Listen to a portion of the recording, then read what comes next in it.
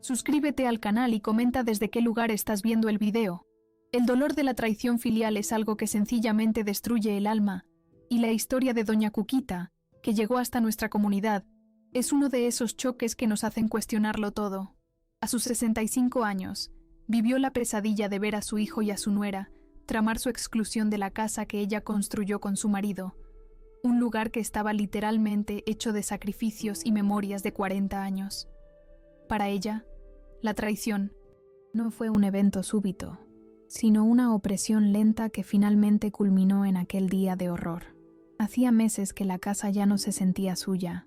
El olor a canela de su cocina cedía paso al olor frío e impersonal del desprecio de su nuera, Sandra, quien siempre la trataba con una irritación mal disimulada. El hijo, Beto, que antes era su ángel, se había convertido en una sombra apática, incapaz de defender a su madre o de mantener el mínimo respeto. Aquel hogar, construido con sudor y cemento en el barrio de Santa Tere, en Guadalajara, estaba siendo lentamente robado incluso antes de que el plan real se pusiera en práctica. La semilla de la duda había sido plantada el día anterior, cuando Cuquita encontró en la basura de la cocina una tarjeta plastificada de un tasador de inmuebles para venta inmediata. Aquel trozo de papel fue como un puñetazo en el estómago, un frío presagio que la hizo temblar por dentro. Le había preguntado a Beto, tratando de mantener la voz en calma, pero él solo se rió nerviosamente, una risa hueca que ella reconoció como mentira inmediata, diciendo que la tarjeta debía ser propaganda tirada en la calle, arrugándola y desechándola rápidamente de vuelta a la basura. Para una madre, el sexto sentido es una maldición, y ella sabía que su hijo estaba ocultando la verdad más fea de todas. Aquel día de confrontación sería la única manera de quitarle la máscara a la falsedad y descubrir lo que se estaba cocinando a sus espaldas. La idea de que su hijo, su propia carne, pudiera estar pactando con la nuera para robar lo que era suyo, era un veneno lento, más amargo que cualquier pena que el tiempo pudiera curar. Cuquita sabía que no serviría de nada interrogar a Beto de nuevo. Su cobardía era un escudo impenetrable, y Sandra, con su labia afilada, transformaría cualquier acusación en una histeria de vieja, haciéndola dudar de su propia cordura. Fue en ese momento que se dio cuenta de que la única manera de probar la traición era fingir el abandono, darles la libertad de actuar en la oscuridad para que la luz de la verdad la golpeara. Así nació la trampa, la mentira del viaje. Anunció con una calma que no sentía desde hacía años que pasaría 3 días en San Juan visitando a su comadre Lupe, quien, según ella, estaba muy enferma. Cuquita detalló la farsa, la hora del autobús y la duración de la estadía, observando cada reacción. Sandra se iluminó, no por preocupación, sino con un brillo febril de quien ve la oportunidad finalmente materializarse. La nuera preparó un lonche con una solicitud exagerada, un teatro barato que solo confirmó las peores sospechas de Cuquita. Beto, por su parte, le dio un beso frío en la frente a su madre, una despedida rápida, desprovista de cualquier afecto genuino, y ni siquiera se ofreció a llevarla a la central de autobuses. Aquel beso helado, dado con el propósito de sacarla del camino, dolió más que cualquier puñalada, sellando la confirmación de que ella era solo un estorbo a ser movido del mapa. El nudo en la garganta de Cuquita era tan apretado que casi le impidió dar la bendición de despedida. El día del embarque fue el epítome del terror psicológico, la mañana en que la farsa tuvo que ser perfecta. Cuquita salió de casa con su maletita, la misma que usaba para viajes reales, sintiendo el peso del rosario apretado en la mano.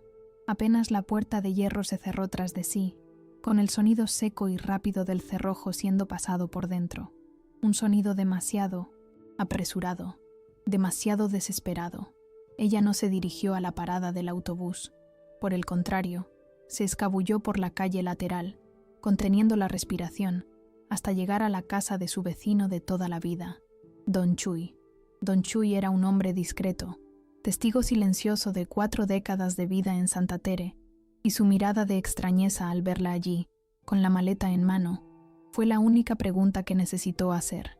Sin una sola palabra, Cuquita solo señaló su propia casa, y él, con una comprensión instantánea que solo se adquiere con la vecindad de años, abrió la puerta y la condujo hasta la sala, permitiéndole instalarse detrás de la cortina semiabierta de la ventana, donde tenía una visión completa y despejada de la fachada de su casa. Allí, en aquella penumbra, comenzó la espera más angustiante de su vida, con la certeza gélida de que estaba a punto de ver, con sus propios ojos, lo que su propia familia haría con su legado, rogando que sus sospechas fueran solo la paranoia de una anciana. El tiempo, aquel día, se arrastró con la lentitud del sufrimiento, cada minuto extendido como un hilo de plomo. Doña Cuquita, encorvada e inmóvil tras la cortina, sentía el corazón latiendo con una violencia sorda, como un tambor de guerra a punto de anunciar la catástrofe. Intentaba convencerse de que todo era solo una paranoia estúpida, un malentendido, pero el fuerte tic-tac del reloj de pared de Don Chuy marcó la llegada exacta de su pesadilla. Alrededor de las 9 de la noche, la calle, normalmente dormida, fue rasgada por el motor ronco de 2 camionetas de carga, de esos vehículos grandes, sucios y utilitarios que huelen a polvo y a despedida. El estómago de Cuquita dio un salto violento, un presentimiento físico y terrible, pues nadie hace una mudanza a esa hora de la noche, a menos que esté tratando de esconder algo, de huir de la mirada de la comunidad. Y allí, frente a la casa que ella había regado con la vida, las camionetas se detuvieron, sus puertas traseras siendo abiertas con un estruendo metálico que resonó en la quietud de Santa Tere, transformando la paz de la noche en una escena de crimen inminente. La visión que siguió rompió la poca esperanza que Cuquita aún sostenía. La puerta de su casa, que ella siempre mantuvo cerrada y honrada, se abrió de par en par, descuidada e invitadora, y fue de allí que vio a Beto, su hijo, ayudando activamente a 2 extraños mal encarados a cargar el peso de su vida. La primera pieza en ser profanada fue la vitrina de caoba que su difunto esposo le había regalado en su 20º aniversario, una reliquia de madera maciza que representaba la solidez de su matrimonio. Cuquita observó, paralizada, mientras la pieza era retirada a empujones, sin el menor cuidado, los muebles arrastrados con prisa y desinterés por el piso que ella fregaba semanalmente. Beto, su hijo, no mostraba ninguna vacilación o remordimiento, trabajando con una eficiencia cruel para desmantelar el hogar de su madre, moviendo los muebles con la misma indiferencia con que se mueve basura vieja. La vitrina fue arrastrada sin el menor respeto al patio trasero, el lugar donde solo se amontonaban trastos, dejando a Cuquita saber que su pasado estaba siendo categorizado como un desecho prescindible. Si la visión de la vitrina arrastrada ya había herido el corazón de Cuquita, lo que sucedió a continuación fue un golpe que alcanzó su alma, el acto más sacrílego y cruel que ella podría haber imaginado. Justo detrás del gran mueble de madera, apareció el cuadro de su Virgen de Zapopan, la Generalísima, la protectora de aquella entrada durante décadas. Ella era la figura de fe que había presenciado el matrimonio, los partos, las alegrías y las privaciones, y ahora estaba siendo tratada como un simple trozo de basura. La nuera, Sandra, probablemente impaciente, instruyó a uno de los ayudantes a quitarla de la pared, y él lo hizo con una brutalidad revoltosa, tirando la imagen boca abajo contra la pared de ladrillos del patio, como si fuera un trapo sucio o una inmundicia a ser escondida. Cuquita sintió un vacío gélido en el pecho, una sensación de abandono tan profunda que la hizo tambalearse. Aquel momento, la profanación de su fe y de su protectora por su propia sangre y por aquella mujer, fue la ruptura final. Allí se dio cuenta de que no solo su casa estaba siendo robada, sino su propia identidad y la memoria de su difunto marido, que también era devoto de la Virgen. La furia, aún contenida, comenzó a burbujear, reemplazando la tristeza. En la oscuridad de la sala de Don Chuy, con el rosario marcando dolorosamente la palma de su mano de tanto apretarlo, Cuquita necesitaba aire, pero también necesitaba escuchar la sentencia completa. Fue en ese instante que las voces, amplificadas por el silencio de la noche, se hicieron nítidas. La voz estridente y triunfante de Sandra cortó el aire como un machete, y la nuera comenzó a dar órdenes como una verdadera capataz de hacienda recién adquirida, señalando los espacios con una soltura que mostraba que aquel plan había sido detallado hacía mucho tiempo. Cuquita escuchó la fría confirmación de lo que temía. El plan no era solo vender, sino convertir el inmueble en un negocio lucrativo, un tal Airbnb que Sandra tanto mencionaba. Ella gesticulaba sobre dónde iban a derribar paredes y dónde instalar el negocio de alquileres, tratando los planos de la casa como algo maleable, ignorando completamente las 4 décadas de historia que estaban grabadas en aquel cemento. El cuerpo de Cuquita temblaba incontrolablemente, un temblor que no venía del frío, sino de la agonía psicológica de estar presenciando su propia anulación. El aire parecía enrarecido para Cuquita. Sus pulmones se negaban a aceptar oxígeno limpio, solo el asfixiante polvo de la traición. Ella se agarraba al marco de la ventana de Don Chuy, sintiéndose a punto de desmayarse, mientras Sandra continuaba su monólogo de capataz ambiciosa. La nuera llegó al punto de señalar el aposento más sagrado de la casa, el dormitorio de Cuquita, el lugar donde ella había parido a sus hijos y velado a su marido. Fue allí que se pronunció la frase más devastadora y aniquiladora de todas, dicha con una frialdad de quien trata con un objeto sin valor: el cuarto de la vieja, refiriéndose a Cuquita, la dueña de aquel techo y aquellas paredes. Servirá perfectamente como bodega para guardar las sábanas y los artículos de limpieza. El golpe fue físico. La presión de Cuquita cayó abruptamente, y las cuentas del rosario, clavadas en su piel, parecían marcas de fuego que tatuaban para siempre el dolor de aquella humillación.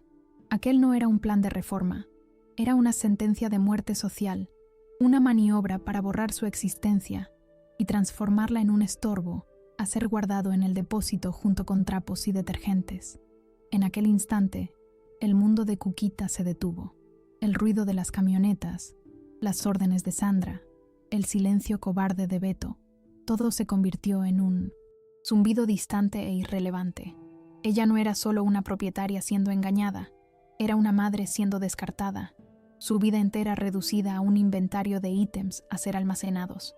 La visión de Beto, su hijo, pasando por su cuarto con indiferencia mientras la nuera dictaba su deshumanización, fue lo que encendió una chispa de furia helada que logró dominar el pánico.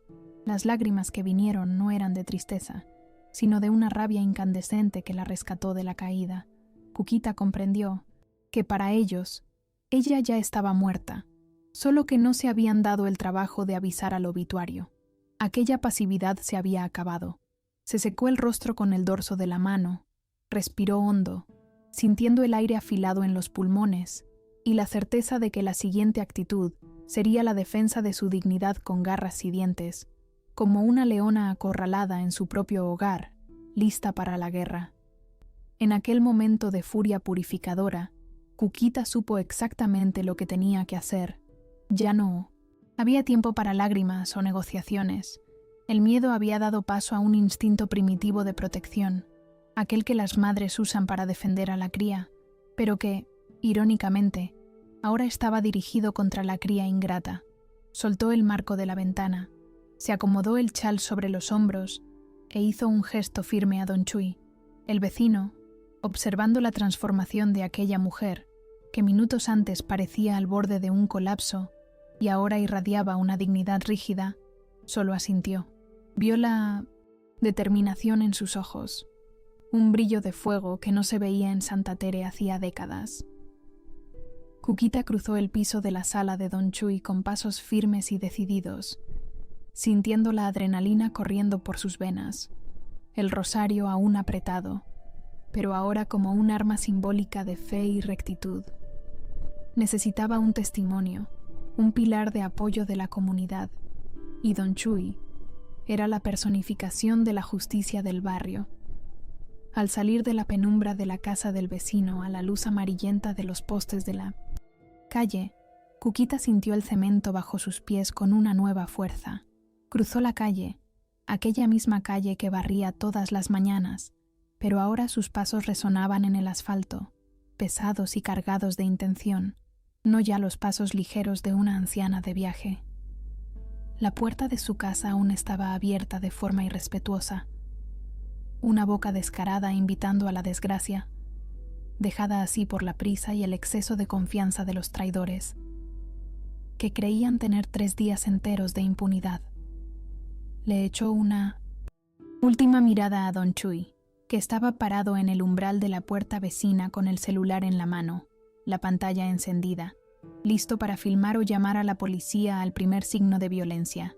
La solidaridad silenciosa del vecino fue el último impulso de coraje que Cuquita necesitaba.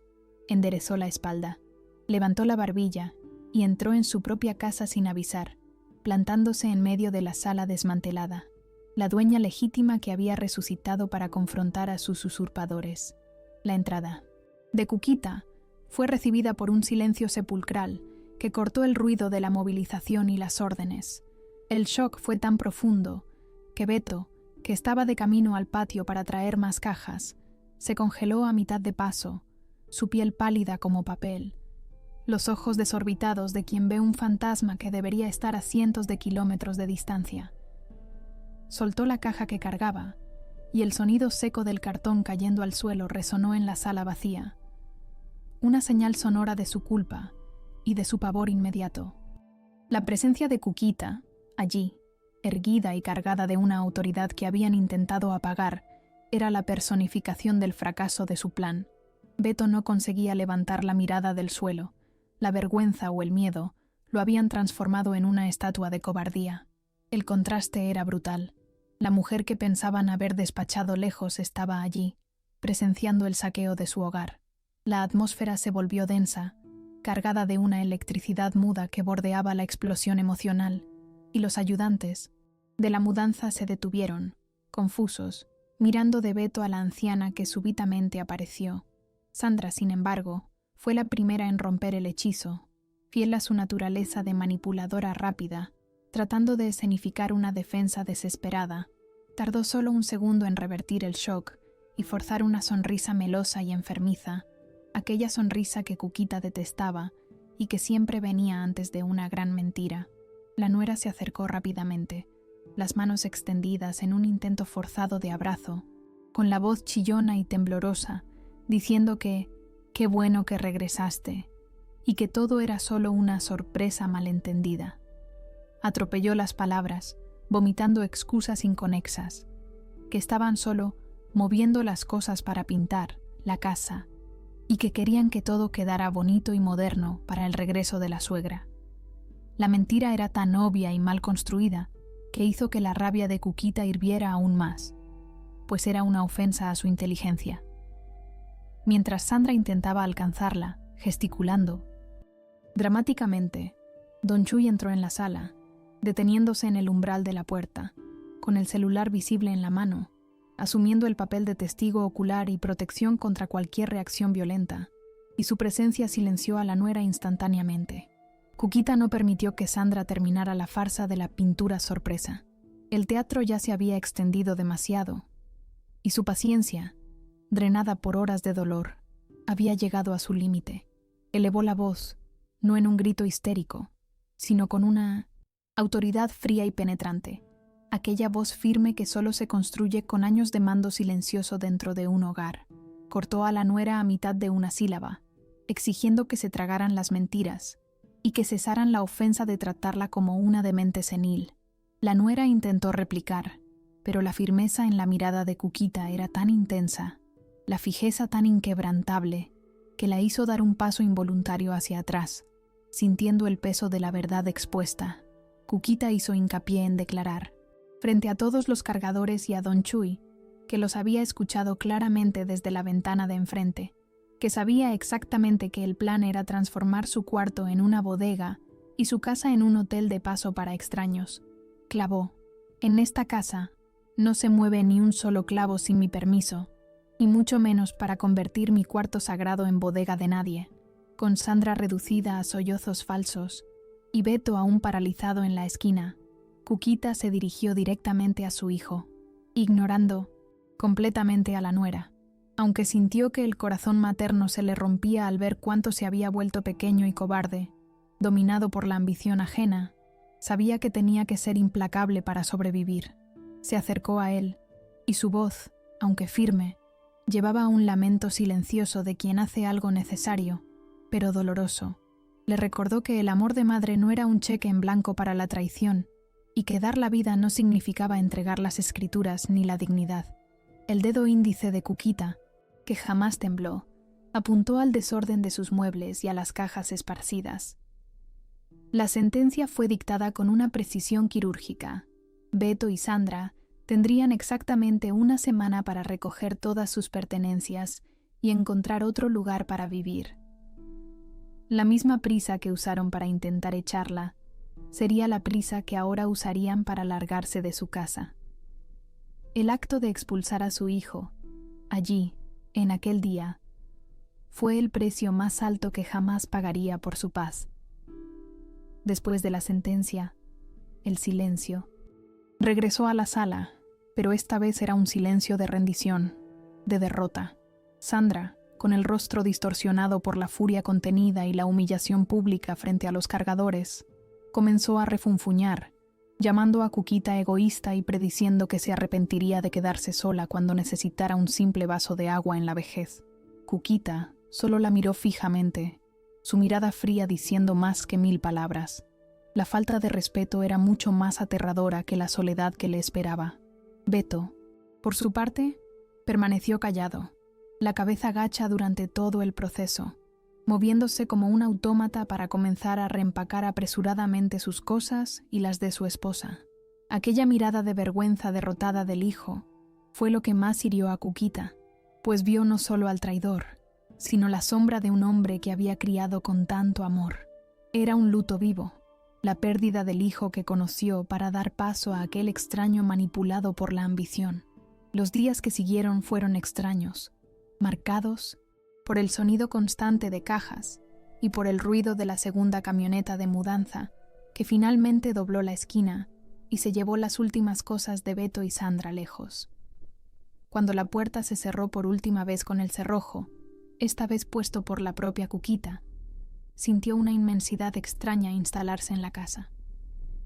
La casa estaba vacía, los cuartos resonaban, y el silencio era tan denso que llegaba a ser ensordecedor, rompiendo el ritmo agitado de años de convivencia forzada. La tristeza era real, aquel pinchazo que se siente por la pérdida de la convivencia con los nietos y por la visión del hijo partiendo cabizbajo, pero era una tristeza limpia, sin el peso de la opresión constante. Limpió el suelo con agua y vinagre, en un acto simbólico de purificación para quitar el olor de la ambición y la falsedad, y se sentó en su sillón favorito, aquel que no había sido arrastrado, y por primera vez en mucho tiempo, sintió una paz profunda e innegociable. El primer acto de Cuquita después de la reconquista, tras la limpieza con vinagre para alejar las malas energías y el olor de la ambición, fue ir al despacho del licenciado Martínez, un hombre serio y a la antigua, que trató el asunto sin rodeos y con la urgencia que merecía. El dolor de la traición era aún palpable, pero ella necesitaba un blindaje legal para que el sacrificio emocional no fuera en vano. El abogado la orientó sobre el hecho de que la herencia es solo una expectativa y no un derecho actual, garantizándole que, mientras ella respirara, ella era la única que mandaba allí.